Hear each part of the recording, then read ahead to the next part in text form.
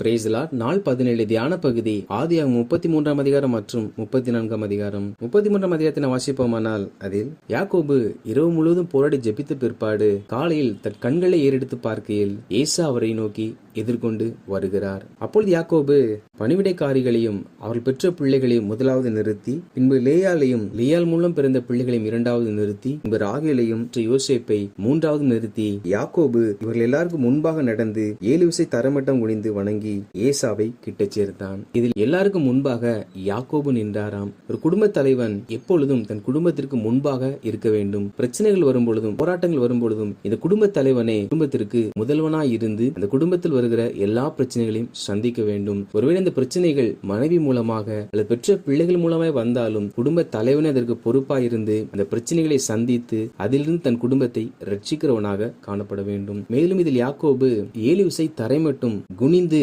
வணங்கினானாம். இதன் பொருள் 7 என்பது முழுமையை குறிக்கிறது. யாக்கோபு தன் சகோதரன் முன்பாக தன்னை முற்றிலும் தாழ்த்தினவனாக காணப்பட்டான். ஏசாவோ யாக்கோபை கண்டவுடன் அவனை தழுவி அவன் கழுத்தை கட்டி கொண்டு அவனை முத்தம் செய்தான். இருவரும் அழுதார்களாம். 2 வருடத்திற்கு முன்பாக ஏசா யாக்கோபை கொலை செய்ய மனதாயிருந்தான். ஆனால் யாக்கோபு முந்தைய நாள் செய்த ஜெபத்தின் விளைவாக கர்த்தர் ஏசாவை மாற்றினார். ஏசாவோ யாக்கோபின் மேல் பொறாமை கொள்ளாமல் அவனை இப்பொழுது உண்மையான அன்போடு கூட கட்டி தழுவி முத்தம் செய்கிறான். யாக்கோபு செய்த அந்த இரவு ஜெபத்தில் கர்த்தர் பெரிய மாறுதலை உண்டு பண்ணினார். மேலும் ஏசா யாக்கோபை பார்த்து இவர்கள் யார் என்பதாக கேட்க, அப்பொழுது இவர்கள் அடியாளின் பிள்ளைகள் என்பதாக யாக்கோபு சொல்லுகிறார். அப்பொழுது பணிவிடைக்காரிகளாகிய பிஸ்காலும் சில்பாலும் தங்கள் பிள்ளைகளோடு கூட வந்து ஏசாவை வணங்கினார்கள். பின்பு லேயாள் பெற்ற பிள்ளைகளும் வந்து வணங்கினார்கள். இதற்கு பின்பாக ராகேலும் யோசேப்பும் வந்து வணங்குகிறார்கள். யாக்கோபு ஒரு சிறந்த குடும்ப தலைவனாயிருந்து தன்னை சந்திக்கிறவர்களுக்கு மரியாதை செலுத்தும்படிக்கான நல்ல ஒழுங்குகளை கற்றுக் கொடுக்கிற நல்ல மனிதனாய் இருந்தார். இக்காலத்தில் பிள்ளைகள் வயது முதிர்ந்தவர்களை பார்த்தாலும் நாம் கிறிஸ்தவர்களாய் இருக்கிறபடியினால் கிறிஸ்தவர் ஊழியக்காரர்கள் வரும் பொழுது அவர்களுக்கு மரியாதை செலுத்துவதையும் அறியாது இருக்கிறார்கள். ஆனால் யாக்கோபு சிறந்த ஒரு குடும்ப தலைவனாய் இருந்து ஒழுக்கங்களை தன் பிள்ளைகளுக்கு கற்றுக் கொடுத்தார். இதற்கு பின்பாக ஏசா எதிர்கொண்டு வந்த அந்த மந்தைகள் எல்லாம் என்னத்திற்கு என்பதாக கேட்க, அது உமக்கு என்பதாக யாக்கோபு சொல்லுகிறார். ஏசாவோ எனக்கு போதுமானது இருக்கிறது, உன்னுடையது உனக்கு இருக்கட்டும் என்பதாக சொல்லுகிறார். ஏசாவுடைய ஆசீர்வாதங்களை தான் யாக்கோபு பறித்து சென்றார். ஆனால் இப்பொழுது யாக்கோபாக கொடுக்கும் பொழுதும் கூட ஏசாவைகளை வேண்டாம், எனக்கு போதுமானது இருக்கிறது என்பதாக சொல்லுகிறார். யாக்கோபு மிகவும் வருந்தி ஏசாவின் கரத்தில் கொடுக்கிறார். இதற்கு பிற்பாடு ஏசா யாக்கோபை அழைக்கும் பொழுது, யாக்கோபு நீர் முன்பாக போகும் பிள்ளைகள் இளம் பிள்ளைகளும் என்னிடத்தில் பறவை ஆடுகளும் இருக்கிறபடியினால் நான் வேகமாய் ஓட்டி சென்றால் அவைகள் மாண்டு போகும். எனவே நீர் முன்பாக செல்லும், நாங்கள் பின்பாக வருகிறோம் என்பதாக சொல்லுகிறான். இதிலும் யாக்கோபு ஒரு சிறந்த குடும்ப தலைவனாய் இருக்கிறான். நாம் செல்லுகிற வேகத்தில் நம் பிள்ளைகளும் வர வேண்டும் என்பதாக எதிர்பார்க்க கூடாது. நாம் செய்கிற எல்லாவற்றையும் நம்முடைய பிள்ளைகளால் செய்யவும் முடியாது. எனவே அவருடைய வயதிற்கு அவர்களால் எவ்வளவு காரியங்களை செய்ய முடியும் என்பதை நாம் ஆராய்ந்து பார்த்து செயல்படுகிறவர்களாய் காணப்பட வேண்டும். எனவே அவர்கள் நிலை என்ன, அவருடைய திறன் என்ன, அவர்கள் எவ்வளவு காலம் அவைகளில் செயல்பட முடியும் என்பதை நாம் அறிந்து நம் பிள்ளைகளை சரியான பாதையில் நடத்துகிறவர்களாக காணப்பட வேண்டும்.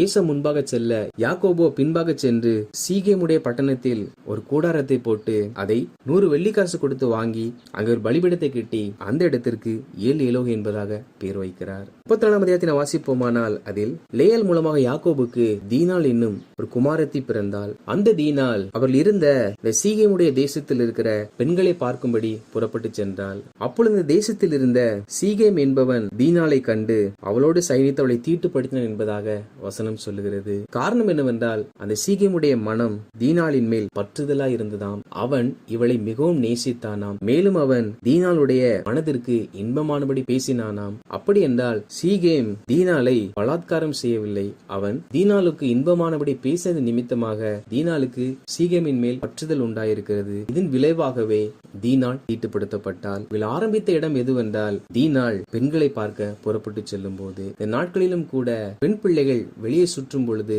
அவர்கள் பெண்களை பார்க்க சென்றாலும் அவர்கள் நண்பர்கள் நிமித்தமாக அநேக வாலிபர்கள் இப்படிப்பட்ட பாவ காரியங்கள் சிக்குண்டு பாதிக்கப்படுவதுண்டு.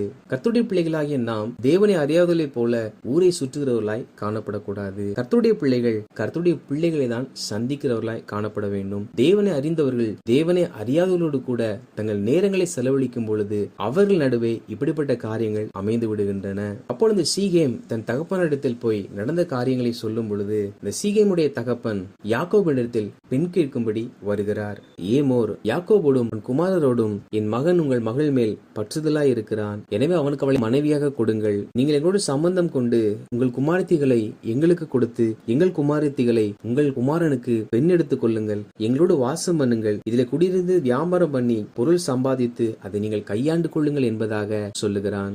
ஆபிரகாம் சுற்றுமுற ஜனங்கள் அளவில் தன் மகனாய் ஈசாக்கு பெண் கொள்ளாமல் தன் இனத்தார் இடத்தில் போய் பெண் பார்க்கும்படி எலியாசார் இடத்தில் சொல்லுகிறார். ஈசாக்கும் அதே போல யாக்கோபிடத்தில் இங்கே பெண் கொள்ளாமல் உன் தாயுடைய சகோதரருடைய இல்லத்தில் போய் நம் இனத்தாரிடத்தில் பெண் கொள் என்பதாக சொல்லுகிறார். காரணம், இவர்கள் எல்லாரும் தேவனை அறிந்தவர்கள், மற்றவர்கள் தேவனை அறியாதவர்கள். எனவே இவர்கள் தேவனை அறியாதவர்கள் கூட சம்மதம் கலக்க விரும்புவதில்லை. ஆனால் ஏமோர் உங்கள் பெண்களை எங்களுக்கு கொடுத்து எங்கள் பெண்களை நீங்கள் கொண்டு எங்களோடு வாசம் பண்ணுங்கள் என்பதாக இவர்களுக்கு அழைப்பு கொடுக்கிறார். அப்பொழுது யாக்கோபின் குமாரர் தன் சகோதரியை அவன் தீட்டுப்படுத்தினதின் நிமித்தமாக வஞ்சனையாய் ஒரு மறுமொழி கொடுக்கிறார்கள். நாங்கள் விருத்த சேதனம் உள்ளவர்கள், நாங்கள் விருத்த சேதனம் இல்லாதவர்களை திருமணம் செய்து கொண்டால் அது எங்களுக்கு நிந்தையா இருக்கும். எனவே நீங்கள் விருத்த சேதனம் செய்து கொள்ளுங்கள், அப்பொழுது எங்கள் குமாரத்திகளை உங்களுக்கு கொடுத்து உங்கள் குமாரத்திகளை நாங்கள் விவாகம் பண்ணுவோம், நாம் ஏக ஜனமாய் இருப்போம், எங்கள் சொல்லை கேட்காவிட்டால் நாங்கள் இவைகளுக்கு சம்மதிப்பதில்லை என்பதாக சொல்லுகிறார்கள். இவைகள் எதை காண்பிக்கிறது என்றால், இன்றும் கூட சிலர் திருமணத்திற்காக ஞானஸ்தானம் எடுக்கிறேன் என்றும் திருமணத்திற்காக சபைக்கு வருகிறேன் என்றும் சொல்லுகிறவர்கள் உண்டு. திருமணத்திற்காக சபைக்கு வருகிறவன் ஒரு நாளும் கர்த்தரை பற்றி கொள்ள மாட்டான். திருமணத்திற்காக ஞானஸ்தானம் எடுப்பது ஒரு ஞானஸ்தானமும் அல்ல.